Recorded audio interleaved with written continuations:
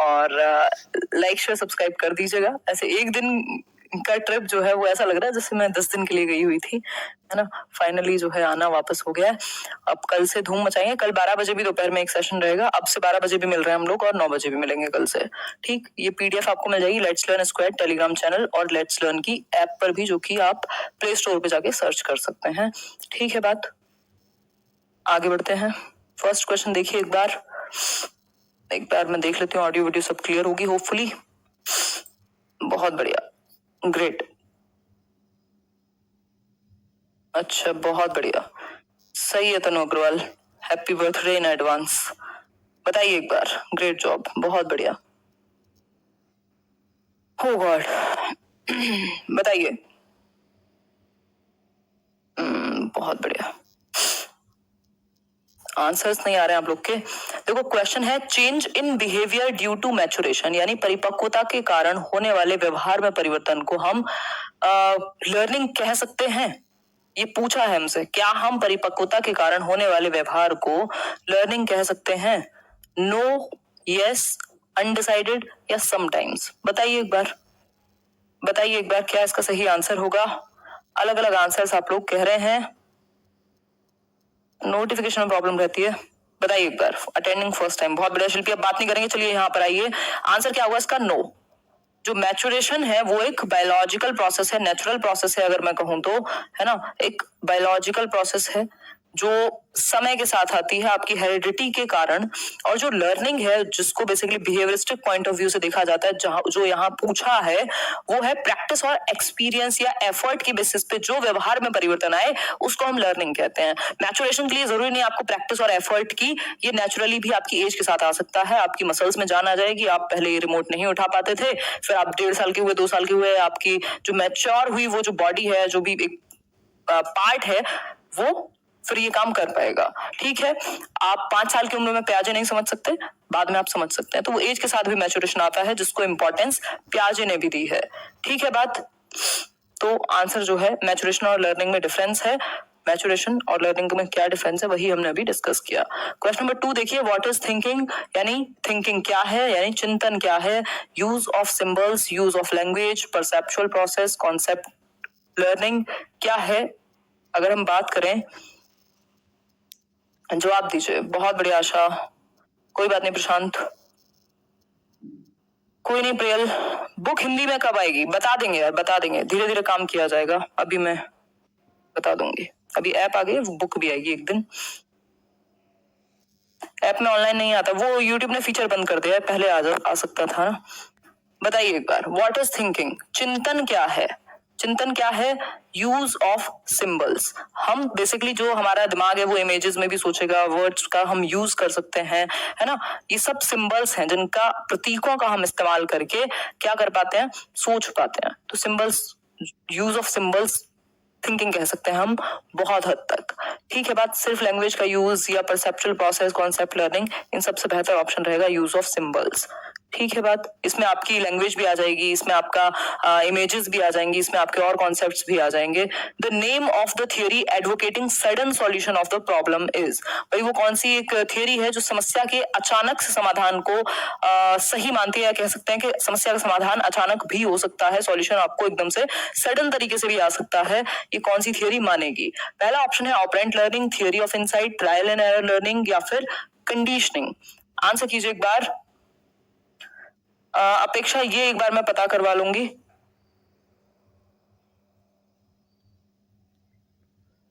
बिल्कुल आ सकते हैं रुचि, कोई बात नहीं शालू, बहुत बढ़िया, बिल्कुल बिल्कुल छुटकी मिल जाएगी। थियरी ऑफ इनसाइट या इनसाइटफुल लर्निंग, यानी अंतर्दृष्टि का सिद्धांत भी कहा जाता है इसको। किसने दिया था इसको? बताइए एक बार फटाफट से कमेंट करके। वोल्फगैंग कोहलर ने, वोल्फगैंग कोहलर, इन्होंने कुछ चिंपैंजी थे जिन पर प्रयोग किए थे और उसके आधार पर ये थियरी निकल करके आई थी कि एकदम आहा मोमेंट, जो एकदम बल्ब जलना है ना, सडन सॉल्यूशन, आहा मोमेंट से भी इसको जोड़ा जाता है, यूरेका से भी इसको जोड़ा जाता है। यूरेका मतलब मिल गया, ठीक, जैसे आर्किमिडीज का जो प्रिंसिपल था उसमें ये चीज यूज हुई है। तो एकदम से अचानक से आइडिया आया, आप अटके हुए थे किसी सवाल में और दिमाग आपको नहीं पता वो कहाँ काम कर रहा था, एकदम से आपको अचानक से आइडिया आएगा और वो सॉल्व हो जाएगा, तो एकदम से दिमाग की बत्ती जलेगी, ये कह सकते हैं। तो theory of insight is given by Wolfgang Kohler, जो कि एक गेस्टाल्टवादी है।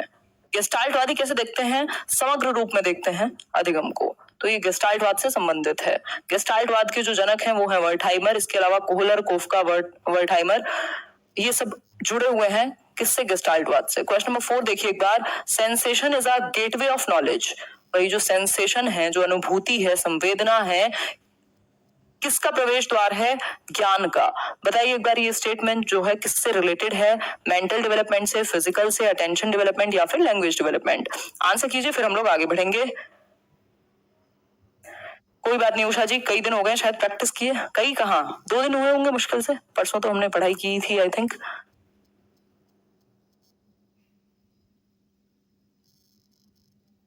बहुत बढ़िया, नौमन अख्तर सही है, बहुत बढ़िया। सुल्तान पर इनका एक्सपेरिमेंट था जो बहुत फेमस है। कई सारे चिंपैंजी थे बट सुल्तान नाम का जो चिंपैंजी था कोहलर का, वो फेमस हुआ। कौन है ये विनोद करने वाला? नितेश जी, पढ़ाई कीजिए। यहाँ विनोद नहीं, प्याजे कहिए, कोहलर कहिए, कोहलबक कहिए, विनोद मत कहिए, है ना।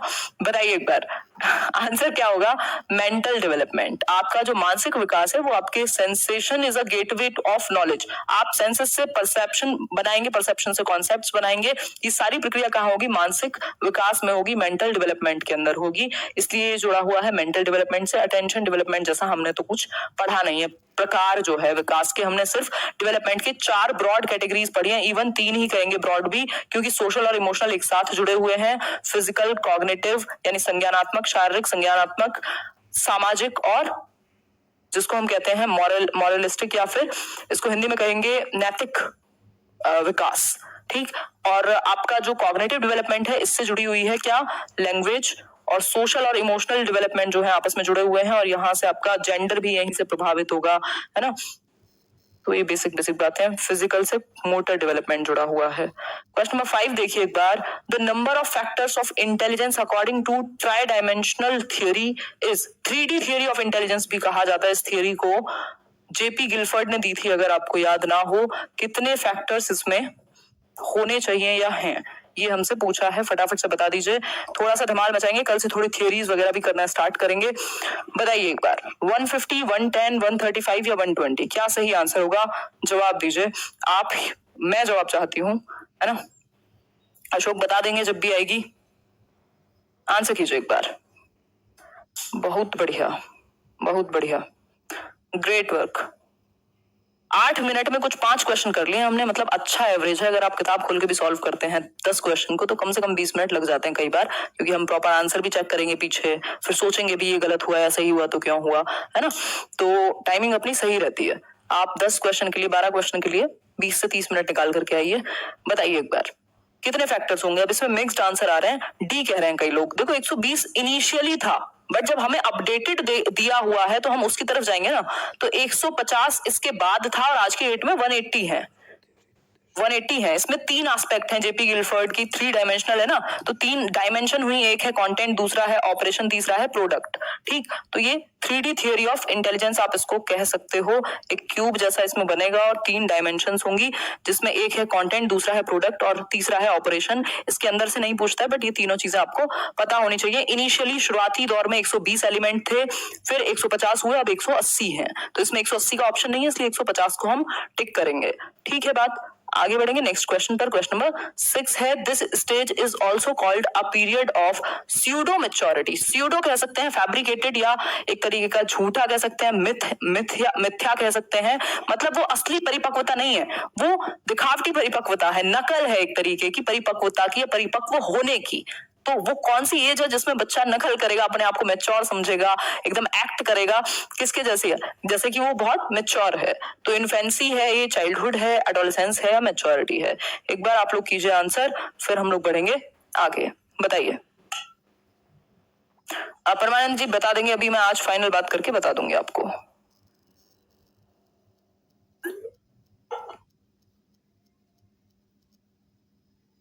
मिनी मोनिका बिल्कुल सही कह रही हैं। रॉस के अकॉर्डिंग अगर हम बात करें तो सूडो मेच्योरिटी की जो एज है वो है चाइल्डहुड, जो बाल्यावस्था है वो स्यूडो मेच्योरिटी, बच्चा मेच्योर नहीं हुआ बट वो बिहेव ऐसे करेगा कई चीजों में। कई बार बच्चे बिल्कुल किसी का रोल भी करने लगते हैं, या बहुत बड़ा हो गया हूं मैं, इस तरीके की फीलिंग भी आएगी उनमें, है ना। तो ये सूडो मेच्योरिटी का काल है, यानी कि मिथ्या कह सकते हो या नकली मेच्योरिटी भी कह सकते हो, इसको बनावटी भी कह सकते हो, है ना। ये उसने अपने दिमाग में एक इल्यूजन क्रिएट किया है अगर हम कहें तो ये है चाइल्डहुड, जब वो बड़ों के जैसा बिहेव कर सकता है बट वो रियल नहीं है। विच of the following is not the cause of backwardness. कई बार बच्चे जो है वो पिछड़े रह जाते हैं एजुकेशनल वर्क में, कह सकते हैं एक तरीके से। तो पिछड़ेपन का कौन सा एक कारण नहीं है। नॉट पूछा है, जब नॉट पूछे तो हम थोड़ा सा ज्यादा ध्यान से आंसर करेंगे।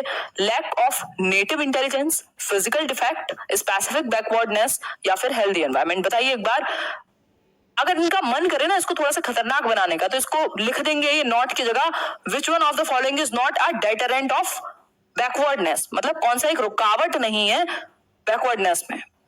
बताइए एक बार। कोई बात नहीं विकास जी, कभी कभार गलतियां होती हैं। हाँ वही बिल्कुल सही कह रहे हो।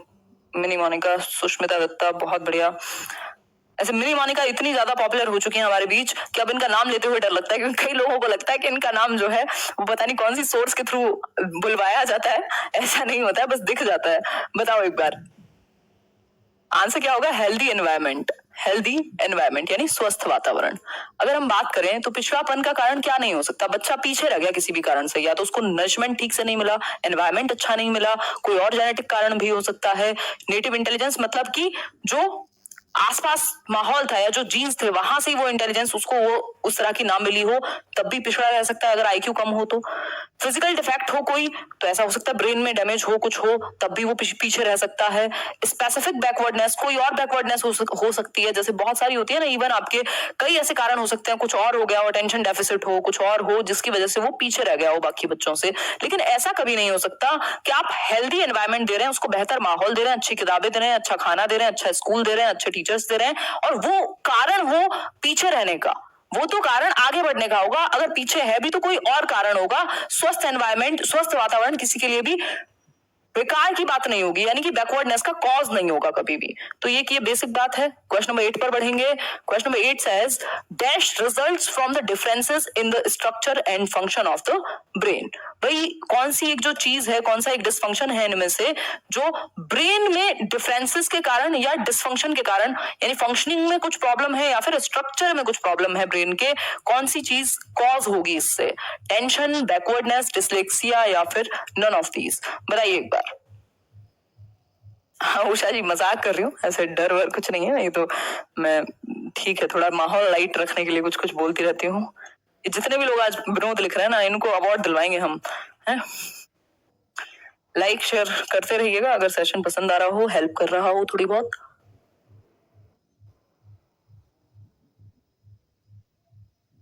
लती करनी, ओके फाइन, बहुत बढ़िया दीपेश। आंसर होगा इसका डिसलेक्सिया। ये बेसिकली ब्रेन डिसफंक्शनिंग या न्यूरोलॉजिकल डिसफंक्शनिंग के कारण हो सकता है। न्यूरोलॉजिकल मतलब ब्रेन का जो वायरिंग है उसमें अंतर हो सकता है इस बच्चे के बाकियों से, लेकिन इसका मतलब ये बिल्कुल नहीं है कि इसका आईक्यू कम होगा या ये बिल्कुल आईक्यू की वजह से ऐसा है, ऐसा नहीं है। ये बच्चा भी सीख सकता है, बस इसकी वायरिंग अलग है। जो न्यूरोलॉजिकल एक क्या कहें बनावट है वो थोड़ी सी डिफरेंट है, जिसकी वजह से डिसलेक्सिया होगा। वो कुछ वर्ड्स को अलग तरीके से देखता है या पढ़ नहीं पाता है ना। तो डिसलेक्सिया कारण है, रिजल्ट है किसका, from the differences in the structure and function. इनका ब्रेन के कुछ स्ट्रक्चर में, फंक्शनिंग में, वो कैसे फंक्शन करेगा उसमें अंतर होने की वजह से डिसलेक्सिया होता है। लेकिन इसका मतलब बिल्कुल भी नहीं है कि बच्चा जो है बुद्धू होगा। बस आप उसको पढ़ाने की जगह कुछ और तरीके भी अपना सकते हैं, या उसको कुछ इसके तरीके होते हैं बेसिकली जिनको आप अपना सकते हैं, बड़ा लिख सकते हैं, या बहुत सारी चीजें होती हैं। इसके लिए अलग अलग एक्टिविटीज आती हैं, स्पेशल एजुकेटर ज्यादा अच्छे से बता पाएंगे। Which of the following is not the problem of the socially deprived. कुछ बच्चे होते हैं जो सामाजिक रूप से वंचित होते हैं। यानी कि सामाजिक रूप से वंचित का मतलब क्या है, मतलब सोशली डेप्राइव्ड यानी समाज के किसी भी एक वर्ग से हैं जहां वो वंचित रह गए हैं कुछ अपॉर्चुनिटीज से, कुछ और चीजों से। अब इनमें से कौन सा एक कॉज नहीं है, इनमें से कौन सी एक प्रॉब्लम नहीं है जो सोशली डेप्राइव्ड बच्चे की होगी। बताइए एक बार। भाई ऐसे भी तो बच्चे ना जिनको अपॉर्चुनिटी ही नहीं मिल पा रही है, बहुत बढ़िया शुभम, आंसर कीजिए। Lack of motivation for learning, no opportunities to develop creativity, healthy conditions of their living यानी कि उनके रहने की स्वस्थ स्थिति नहीं होगी, या फिर facing discriminatory behaviour in the school, ऐसे बच्चों के साथ भेदभावपूर्ण व्यवहार का सामना इनको करना पड़ता है। आंसर कीजिए एक बार, बताइए। सी होगा, कौन कह रहे हैं? प्रताप रुद्रा नारायण कह रहे हैं, ठीक है जी।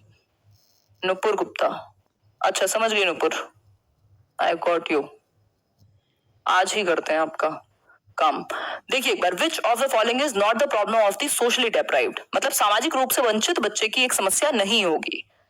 देखो ये समस्या नहीं होगी कि उसमें मोटिवेशन की कमी हो, मोटिवेशन हर बच्चे में, हर कोई आगे बढ़ना चाहता है, मोटिवेशन की कमी जो है ये समस्या नहीं है यहाँ, पहली बात। दूसरी बात, no opportunities to develop creativity, creativity को उसकी डेवलप करने के लिए मौका ही नहीं दिया समाज ने उसे। कुछ एक आई थिंक आर के नारायण या कोई तो व्यक्ति हैं जो लिखते हैं इसके ऊपर कि जब वो स्कूल में गए, क्योंकि वो किसी एक जाति से थे, किसी एक धर्म से थे, किसी एक समाज से थे, तो उनको झाड़ू लगाने का काम दे दिया टीचर ने। ये लिटरेचर में कोई एक ऐसी चीज है, या ऐसे कितने सारे एग्जाम्पल्स हैं जिनको हमने सिर्फ जाति के आधार पर ही नहीं, बहुत सारे वर्ग के आधार पर या बहुत सारे सोशली डिप्राइव्ड होने के बहुत सारे अलग अलग रीजंस हो सकते हैं। तो इन बच्चों को इनकी क्रिएटिविटी डेवलप करने के लिए मौका ही नहीं मिला, क्योंकि इनको अलग थलग कर दिया गया। तो ये बात तो ठीक है, ये तो प्रॉब्लम है, बट हमसे नॉट पूछा है। Healthy conditions of their living, उनके रहने की अच्छी कंडीशंस, भाई इसका आंसर सी होगा, इसका आंसर सी होना चाहिए। Healthy conditions of their living, facing discriminatory behaviour, ये भी बात सही है, ये भी बात सही है। अब फिर से क्वेश्चन पढ़ लेते हैं एक बार, which of the following is not the problem of the socially deprived, socially deprived बच्चे की कौन सी समस्या नहीं होगी? Healthy conditions of their living, lack of motivation for learning. अगर मोटिवेशन की कमी हुई तो प्रॉब्लम हो सकती है, क्योंकि बात ये नहीं कही कि बच्चे में ऑटोमेटिकली मोटिवेशन कम होगी, बट कमी हो सकती है क्योंकि उसको इग्नोर किया गया होगा। तो इस केस में हम आंसर सी के साथ जाएंगे, ये बेहतर है, ठीक है बात। तो आंसर रहेगा इसका सी, क्योंकि अच्छी कंडीशन प्रॉब्लम नहीं है, अच्छी कंडीशन प्रॉब्लम थोड़ी ना होती है। क्वेश्चन नंबर 10 है, in teaching process student is, भाई टीचिंग प्रोसेस में तीन तरह की चीजें होती हैं, एक होता है आपका इंडिपेंडेंट वेरिएबल, दूसरा होता है इंटरवीनिंग वेरिएबल, और तीसरा होता है आपका डिपेंडेंट वेरिएबल। तो अब इनमें से एक चीज पूछिए आपसे, in teaching process student, student क्या है, छात्र क्या है शिक्षण प्रक्रिया में? निर्भर चर है यानी डिपेंडेंट है, इंडिपेंडेंट है, इंटरवीनिंग है, none of the above. Answer कीजिए, काम का क्वेश्चन है, कई बार आ जाता है। थैंक यू रंजीत, बिल्कुल बताइए एक बार, आपका नाम क्या है? अभिनीत कह रहे हैं,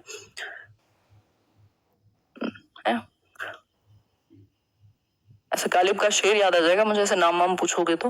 बताओ एक बार, आंसर करो एक बार, आंसर कीजिए। कल से प्रैक्टिस करने वाले हैं हम 12 बजे, दिन में थोड़ा सा सो करके जग जाइएगा, या जो पहले से जगे होते हैं वो मिल जाएंगे। 12 बजे कुछ ना कुछ अच्छा करेंगे डेली। कोशिश रहेगी कि इंग्लिश वोकैब की थोड़ी प्रैक्टिस करें, इंग्लिश डोज का थोड़ा सा परिवर्तित रूप आपके सामने आए। बताओ एक बार, नित्या बताइए। बी कह रहे हैं आप लोग, यानी इंडिपेंडेंट, इंडिपेंडेंट वेरिएबल नहीं होता, डिपेंडेंट वेरिएबल है। इंडिपेंडेंट है कौन? टीचर, इंडिपेंडेंट है टीचर, और डिपेंडेंट है बच्चा, स्टूडेंट, ठीक। और इंटरवीनिंग है जो बीच में मध्यस्थ चर जिसको हम कह सकते हैं, वो है आपका लर्निंग एक्सपीरियंस, करिकुलम, एनवायरमेंट, जो भी आप कहना चाहें, ठीक है बात। तो ये तीन चर होते हैं। निर्भर कौन है? बच्चा है, आपके करिकुलम पे भी और आपका टीचर पे भी, क्योंकि आपने चाइल्ड सेंटर्ड पेडागोजी तो बना दी, लेकिन अगर आपने उसको इम्प्लीमेंट नहीं किया, या उसको कैसे इम्प्लीमेंट करना है ये तो काम टीचर का है ना, तो उसके हिसाब से फिर चीजें जो है बटी हुई हैं। तो इस केस में अगर हम देखना चाहें तो ये आप मानचित्र तो नहीं कहेंगे, उसको चित्र ही कह देंगे हम, बेसिकली एक फ्लो चार्ट जैसा कह सकते हैं। इंडिपेंडेंट वेरिएबल यानी स्वतंत्र चर कौन है? टीचर, स्वतंत्र चर है शिक्षक, ठीक। इंटरवीनिंग मतलब मध्यस्थता, बीच में मध्यस्थ चर है लर्निंग एक्सपीरियंस, करिकुलम, जो आप कहना चाहें, ठीक है बात। तीसरा पॉइंट है डिपेंडेंट, कौन निर्भर है इन दोनों पे? तो विद्यार्थी, तो विद्यार्थी,